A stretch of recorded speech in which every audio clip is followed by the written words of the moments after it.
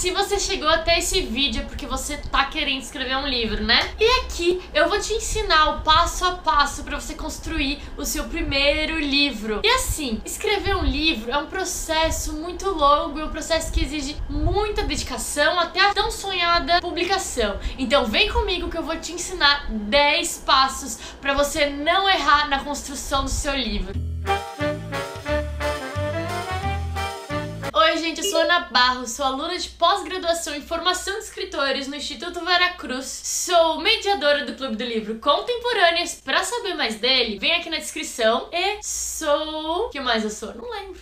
Ah, lembrei! Eu sou idealizadora do Rumo ao Farol, sejam muito bem-vindos! Se você encontrou esse vídeo, é porque você tá querendo escrever seu livro, né? Só que assim, o processo de escrita de um livro requer muito cuidado, muito tempo, muito trabalho. Então, eu preparei esses 10 passos, que é mais ou menos o que eu uso. O último livro que eu escrevi, e que eu tô escrevendo ainda, demorou 3 anos, e eu tô 3 anos nesse processo. E esse passo a passo, eu quis te ajudar trazendo tudo que eu aprendi na pós e que eu gostaria de ter aprendido antes. Quando eu comecei a fazer tudo meio que sozinha, aprendendo aos poucos. E aí eu arrumei tudo isso e trouxe aqui pra você não ter tanta dificuldade quanto eu tive. Bom, já digo, pega seu caderninho pra anotar, porque as dicas estão muito completinhas. Você vai gostar. Vem comigo? Passo número 1. O livro começa com uma ideia. Quando eu falei de estruturação de conto, eu falei a mesma coisa. Mas aqui, diferente do conto, no romance ou no livro de ficção científica, de fantasia, você precisa de uma ideia. Mas essa ideia, ela pode se desmembrar para outras ideias. Então é como se fosse uma árvore cheia de galhos que você pode ir situando tudo dentro de um mesmo tema principal. Você pode explorar. Aqui no romance, você pode explorar esse tema ao máximo e você pode colocar muitas ideias dentro dele. Então você anota todas as ideias que você quer ter, tudo que você quer falar dentro do seu livro e depois você vai destrinchar elas nos próximos passos. Então vai anotando as ideias, eu anoto tudo no Trello, eu gosto muito de usar o Trello. Antigamente eu escrevia no papel, mas eu sou uma pessoa mais digital, então eu anoto todas as ideias que eu tenho num Trello, que aí fica mais fácil depois colocar tudo dentro dos capítulos, tudo estruturadinho, tá bom? O passo 2 é sobre a construção do seu personagem principal. Você tem que ser muito específico na construção dele e nos conflitos que ele vai passar durante a história. Você tem que dar características muito ambíguas pra ele, você tem que criar um ser humano real. Então você tem que destrinchar ali qual que é o papel dele na sociedade que ele vive, qual que é o papel dele entre os amigos, entre a família, quem ele é, o que que ele gosta de fazer, pra onde ele vai, o que ele faz no tempo livre, com quem ele trabalha, mas também ele não pode ser perfeito, porque ninguém é perfeito, o ser humano não é perfeito. Então o seu personagem também não precisa ser perfeito. Tem que dar uma ambiguidade pra ele, colocar ele em situações e ver como ele resolve essas situações, entende? Também pode falar um pouco sobre a orientação sexual dele, como ele se vê no espelho, como os outros veem ele, como ele se enxerga no mundo, quais que são as questões que ele luta internamente, quais são as questões que ele luta externamente, quais são os conflitos que ele vive no seu mundo interior e no seu mundo exterior.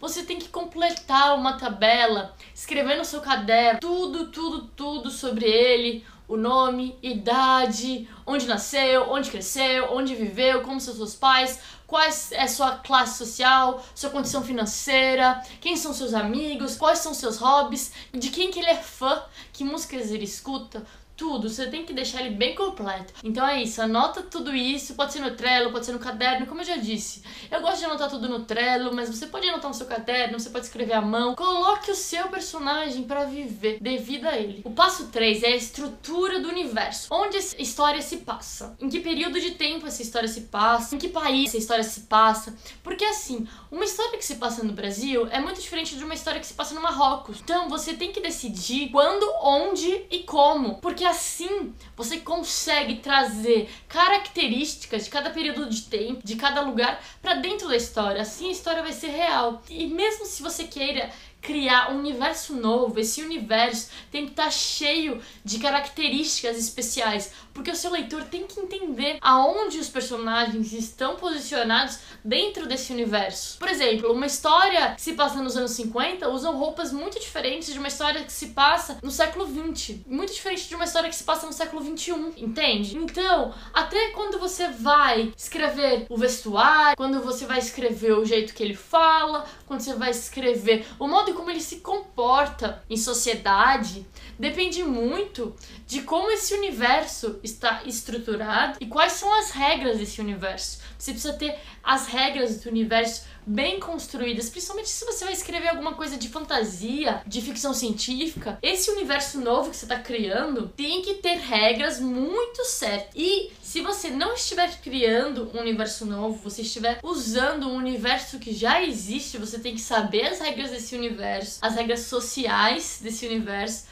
para então conseguir destrinchar melhor as ações do personagem, entende? Então essa é a minha dica para vocês estruturarem muito bem o seu universo. O seu universo, quando, onde, porquê, com que roupa, quais são os meios de comunicação, quais são os meios de locomoção, é muito complexo, sabe? Esse negócio do universo.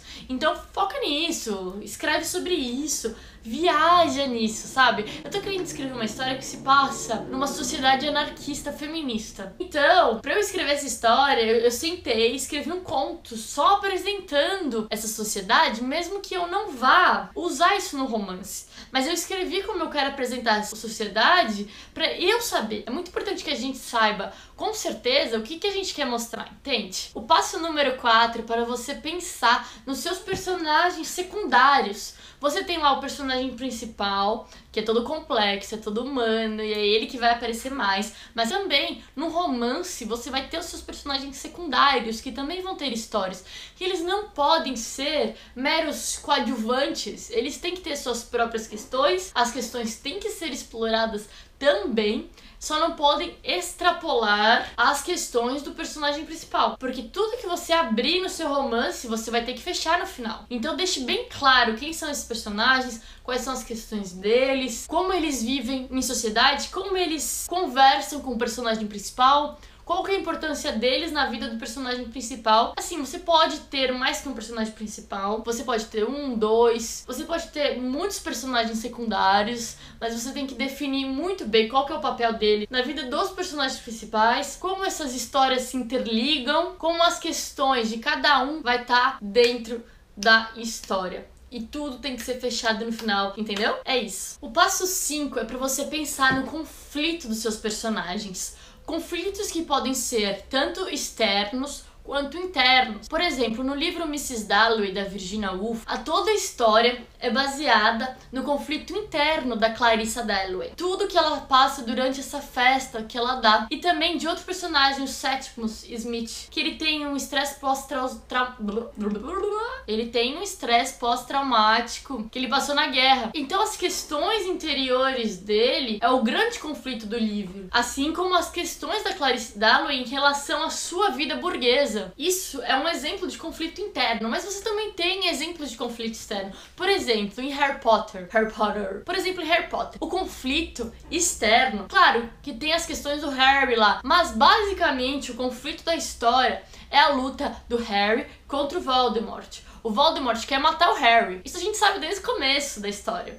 Então esse é o grande conflito, é a luta deles. E isso é um bom exemplo de conflito externo. Entende que é um pouco diferente? Porque apesar de no Mrs. Dalloway ter alguns conflitos externos do personagem, a história é basicamente passada dentro deles. Já Harry Potter, por mais que a história também tenha conflitos internos dos personagens, a maior parte da história são as ações que acontecem por conta dessa luta do Harry com Voldemort. Entendem a diferença? Então a sua história pode ter um equilíbrio dessas duas questões internas e externas, mas também pode ser focada só em uma. Pode ser só o conflito interno ou só o conflito externo. Isso é uma escolha autoral, é uma escolha que você pode fazer com o que você quer mostrar no livro. Então, todas essas questões ali são elas que vão problematizar a história. São elas que vão trazer problemas pros personagens. São elas que vão fazer os personagens agirem, sabe? O conflito dentro do personagem ou fora do personagem é o que faz a história girar. Então isso tem que ser bem explorado. E lembre-se que conflitos podem ser ambíguos.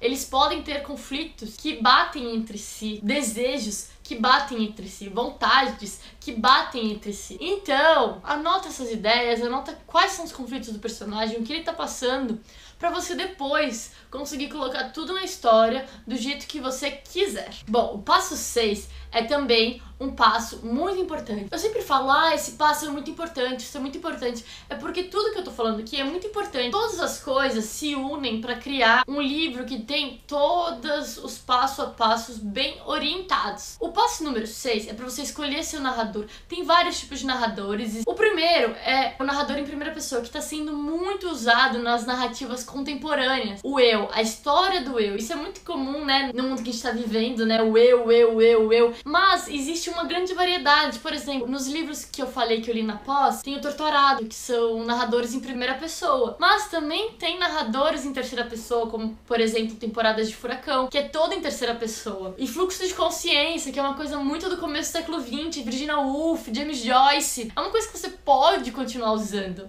Não é um problema. Tem muitas narrativas contemporâneas que usam terceira pessoa onisciente. Só que é menos, tá sendo menos usado. Porque é uma coisa meio batida, tipo Crime e Castigo, Dostoiévski, Tolstói. É uma coisa meio do fim do século XIX, sabe? Então, os autores estão focando em primeira pessoa. Mas também tem um exemplo da terceira pessoa, que é um personagem, tipo Great Gatsby, que é um narrador em terceira pessoa, que é um personagem, e ele escreve em primeira pessoa quando ele fala dele, mas ele tá contando a história do Gatsby. É uma terceira pessoa observador, ele tá vendo a história de fora. Lembrando que em primeira pessoa é muito mais fácil você criar sumários. Em terceira pessoa você tem que criar mais cenas, porque senão fica muito estranho um narrador em terceira pessoa que só conta história. Geralmente os livros ficam um pouco mais carregados, assim, a leitura não é tão fluida.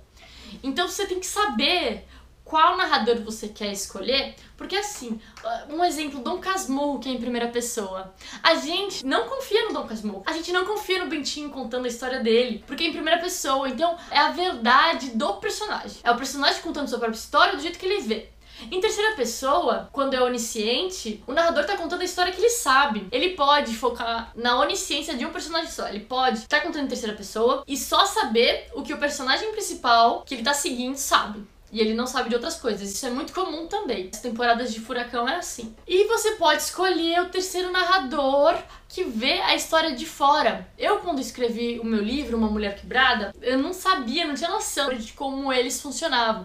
Então eu falei, quero escrever 3 narradores diferentes. Aí eu escrevi um diário, escrevi um narrador em terceira pessoa onisciente e um narrador em terceira pessoa observador. E aí, quando os meus colegas da pós foram ler, eles acharam muito estranho essa bagunça de narradores, que eles não estavam bem definidos. Então eu achei melhor dar um passo pra trás, escolher um narrador só. E aí eu queria um narrador em terceira pessoa porque eu queria colocar 2 personagens em evidência. Eu não queria que uma delas falasse, porque uma delas não pode falar por si mesma. Então, eu deveria ter escolhido antes de começar a escrever, mas eu acabei escolhendo depois, aí eu tive que reescrever tudo. Então, se você já sabe o jeito que você quer contar essa história e deixa tudo muito conciso, você não precisa fazer uma longa reescrita, entende? Então, eu digo que isso é muito importante, porque você tem que analisar tudo que você quer contar na história. Quando é uma primeira em pessoa, você não pode contar tudo que você quer contar, porque tem coisas que ele não vai saber. Então, você tem que escolher muito bem. Bom, passo 7 para estruturar a história. Eu sempre bato nessa tecla, porque a estrutura é realmente muito importante, porque uma história geralmente é contada com início, meio e fim. Eu sempre falo isso. A história tem início, meio e fim, e se você não quiser colocar o início no início, quiser colocar o início no meio, você pode. Se você quer colocar o meio no começo, você pode. Se você quer começar pelo fim, você pode. Mas você tem que saber que você tem que contar todos esses passos. O que eu recomendo é que você inicie a sua história quando algo acontece, quando o primeiro conflito se deflagra. Aí a história começa. Porque aí você tem que se perguntar, né? Por que é neste momento que a minha história está começando? É bom pensar nisso. Quando eu escrevi A Mulher Quebrada, eu sempre vou usar esse exemplo porque é o que eu tô trabalhando agora. Eu comecei a história de um período muito distante de onde começa realmente o conflito. Então não fazia sentido, eu tava muito distante. Era ali 2 anos, 3 anos antes. E quando os meus colegas da pós-ler, eles acharam isso estranho também. Então eu falei, quer saber? Eu vou reescrever o capítulo 1, vou tirar essa distância toda entre o início da história e o início da narração. Eu vou começar a narração e a história no mesmo momento, que é quando 2 personagens se encontram. E aí eu tiro esse gap de distância entre uma coisa e outra. E isso dá pro seu leitor entender por que essa história tá começando ali e qual que é o conflito que tá dado ali logo no primeiro capítulo, entende? Então você tem o começo ali, que é o começo, que é o início do conflito, é quando os personagens se embatem, é quando começa a doer alguma coisa dentro deles, é quando os problemas começam a aparecer. E aí o meio é quando esses conflitos e esses problemas tomam força, é quando a história fica intensa, é quando os personagens vão brigar, vão discutir, ou vão se amar. É ali onde a coisa começa a ficar estranha, sabe? Então é onde você pode colocar muitas histórias, muitas cenas. Você pode intercalar sumários pra entender quem são os personagens. Você pode colocar personagens secundários que vão aparecer. Então é muito importante você ter claro o início, o começo do conflito. O meio é o desenrolar desse conflito. E aí você vai caminhar até o clímax. O clímax fica mais ou menos ali no fim do meio, que é quando o ponto de tensão bate no alto, diferente do conto, né? O conto, o clímax do conto é no final, mas no romance não. Claro, não são regras fechadas, gente, não são regras fechadas. Você pode terminar o romance com um bom nocaute, mas geralmente os romances são escritos com um final. Agora a gente vai pro final. O final geralmente é mais ameno, a gente vê como as coisas se desenrolam, e o final do romance é onde todas as histórias devem ser fechadas. Você tem que lembrar que todas as histórias que você abriu, se você trouxe um personagem e um personagem super interessante, seu leitor adorou o seu personagem, e se você não conta o final desse personagem, ele vai ficar pensando, poxa, queria ter sabido mais desse personagem, a questão dele era tão interessante. Então você tem que saber exatamente como cada personagem vai acabar, e todas as histórias têm que ser, sabe? É bem amarrado, essa é a palavra, tem que ser bem amarrado. A gente sempre fala na pós do Deus Ex Machina, né? Que é aquele Deus que sabe tudo e que resolve tudo. É muito estranho quando a gente lê uma história que tem um final muito fácil. Aquele final que, poxa, caiu do céu, sabe? Tipo, apareceu um personagem no final que resolveu todas as questões, ou surgiu uma herança, né? Ou surgiu um amor ali, sabe aquele final bem de novela? A gente diz que foi um Deus Ex Machina ali, que deu um bom fim pras coisas, né? Isso é muito interessante, porque seu leitor percebe, e ele fica, poxa, rolou uma facilidade ali pra terminar a história. Então é muito importante se ligar nisso. Meu Deus, eu já tô sem fôlego, tô falando muito. Mas ainda tem o passo 8, o passo 9 e o passo 10. O passo 8 é pra você pensar nos seus capítulos. Eles vão ser longos, vão ser curtos? O que você quer mostrar em cada capítulo? O que eu faço é abrir uma página do Word ou do Trello, aí você coloca todos os capítulos que você quer no livro, quantas páginas você quer por cada capítulo. Eu faço uma média. Eu quero capítulos que tem em média 7 páginas. Claro, às vezes o capítulo tem 5, às vezes o capítulo tem 10, mas em média eu quero isso pra saber o total do tamanho do livro. Aí eu vou anotando. Capítulo 1 tem um personagem 1 conhecendo o personagem 2. Capítulo 2, personagem 2 falando sobre a sua vida. Capítulo 3, personagem 2 aparece com o personagem 3. Então, você tem que colocar tudo que você quer nesses capítulos, definir o número de páginas em média que vai ter em cada capítulo. Quando você for escrever, você vai ver que algumas histórias e algumas cenas vão precisar de mais páginas e outras vão precisar de menos, isso é natural. Então você vai perceber que cada capítulo vai ter a sua própria necessidade e a sua história tem que passar por cada capítulo, e cada capítulo da sua história é muito importante para chegar no todo. Então você tem que entender que ali na primeira parte você está mostrando seus personagens, o seu leitor está conhecendo o seu personagem, o seu leitor ele tá tateando, sabe? Tá entrando no seu universo. Na segunda parte, o seu leitor já sabe o que tá acontecendo. Então isso tudo tem que estar bem explicadinho, destrinchado em cada capítulo que você quiser. Entendeu? Mas aí você pode brincar. E às vezes, eu sempre faço isso. Ah, nesse capítulo eu quero tal coisa. Mas aí quando eu tô escrevendo, eu vejo que capítulos podem se juntar, eu vejo que capítulos podem se desmembrar, eu vejo que capítulos podem ser apagados, eu adiciono outros capítulos. Então é uma coisa muito fluida ali. Agora eu vou falar do passo número 9. O passo número 9 é a grande questão entre cena e sumário, né? Cena são as ações. São as coisas que acontecem no presente da história. A cena é tudo que se mostra pro leitor. Já o sumário é tudo que se conta para um leitor. É o passado, é aquilo que aconteceu fora do presente da história. Enquanto as ações e as cenas são o presente da história, são onde as coisas acontecem, são onde os personagens se encontram, o passado é onde a gente conhece os personagens, é onde a gente conhece sua vida antes da história começar. A Virginia Woolf, eu adoro a Virginia, eu sou muito fã dela, e ela sempre dizia que ela mantinha um equilíbrio entre cena e sumário. Ela colocava um parágrafo de sumário, um parágrafo de cena, um parágrafo de sumário, um parágrafo de cena. Eu gosto de fazer mais cenas do que sumários, porque eu gosto de escrever em terceira pessoa. Na primeira pessoa funciona muito bem os sumários. Por exemplo, Torturado. Torturado é um livro que tem muito sumário, porque é um livro em primeira pessoa, e um livro em primeira pessoa permite isso. Porque é a própria personagem contando sua história. Então permite que a história seja contada e não mostrada. Em primeira pessoa é muito difícil você mostrar as ações, porque fica meio falso, sabe? Então você tem que escolher muito bem o seu narrador. Por isso que eu falo, escolhe seu narrador pra chegar aqui e você já saber como você vai querer contar a sua história. Se você vai usar mais cenas, se você vai usar mais sumários. Cenas são mais rápidas, cenas o leitor lê e flui. Cenas são muito poderosas.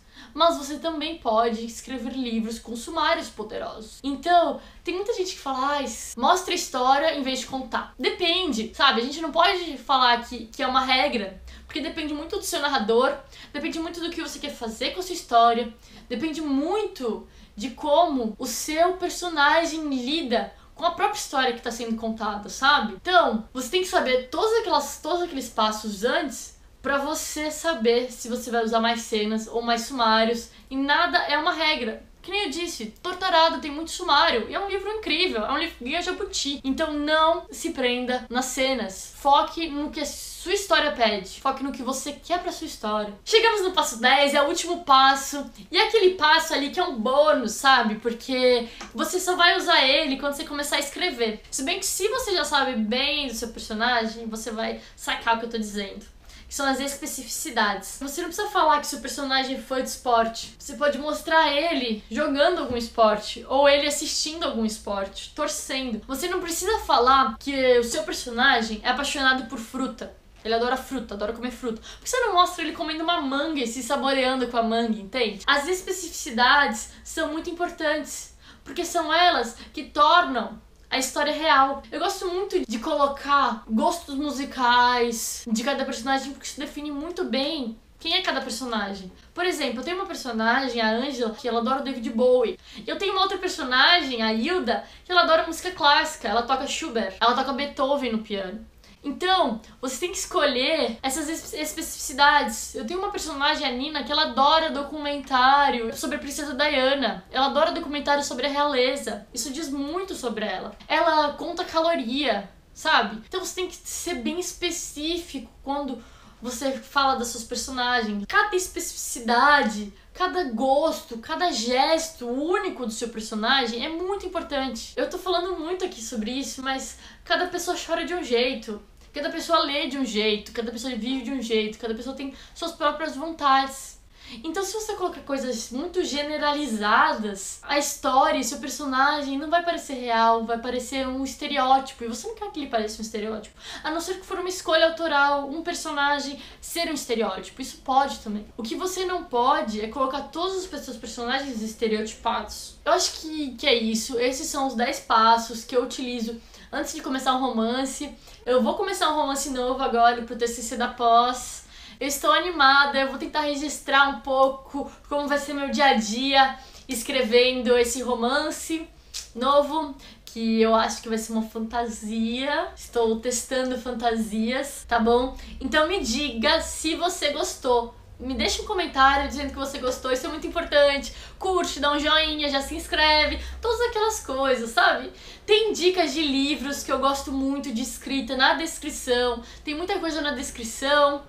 tem o Clube do Livro Contemporâneas, tem tudo isso que eu faço por aqui no mundo digital. Então, dá uma olhadinha na descrição, né, gente? É bom, se você gostou desse vídeo, você já comenta, me conta se você usa um tipo de estrutura diferente, me diz o que você achou de cada passo, me diz se você não usa, se você não gostou também desses passos. Vamos conversar, vamos trocar ideia. Aqui é um espaço pra gente conversar sobre escrita, tá bom, gente? Muito obrigada por ver o vídeo até aqui. É isso, nos vemos no próximo vídeo. Toda quinta, às 19 horas da noite. É isso. Beijinho. Nossa, eu tô mexendo muito minha mão. Eu tô mexendo muito minha mão.